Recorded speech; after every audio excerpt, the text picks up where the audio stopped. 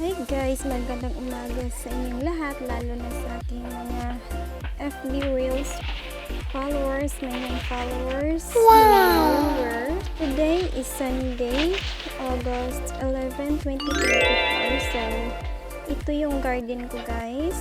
May kalabasa ko dito, kukunin natin. Meron din akong siko or labanan na tinatawag. Masarap din ito guys. Marami itong benefits. Is good for the health. Marami itong benefits sa ating katawan. So, ito na yung aking kinukuhang kalabasa guys or squash. Lulutuin natin ito. Ulamin natin sa ating umagahan. Magpasabaw tayo guys, lalo na sa aming mga breastfeeding mom, para marami kaming gatas para sa aming baby at healthy. Yan. Hihimay-himayin na natin ang ating mga gulay. Meron ako dyan ulugbate, kamunggay, meron ding saluyot or tugabang. Gulay is masustansya guys. Maraming benefits din yan para sa ating katawan. Healthy din yan guys, lalo na sa may sakit na tao. Uulamin lang yan ang gulay guys. Mabilis kayong ma-okay guys, basta ganun. Alam nyo na yung ibig kong sabihin. Hindi ko na alam eh. Galing po yan sa tanim ko dito guys, malapit lang sa aming bahay.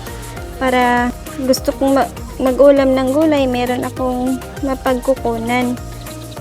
At mas maganda din guys pag malapit sa bahay para maalagaan ng maayos yung ating mga tanim.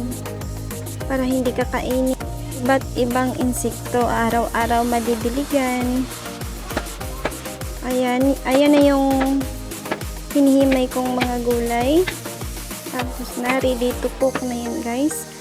So ito na yung finished product guys. Yan, sarap eating.